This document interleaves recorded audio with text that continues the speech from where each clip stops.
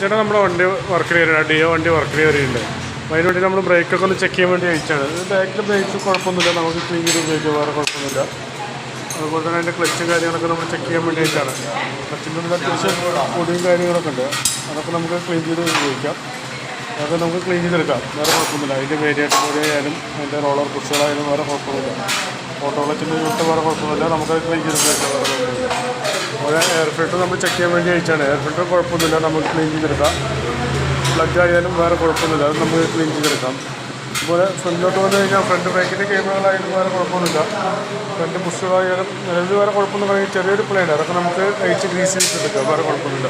Front breaks ആയാലും വേറെ കുഴപ്പമൊന്നുമില്ല. അതിൻ്റെ ബാറ്ററി ചെക്ക് ചെയ്ത് കഴിഞ്ഞപ്പോൾ ബാറ്ററി കുഴപ്പമൊന്നും കാണിക്കുന്നില്ല.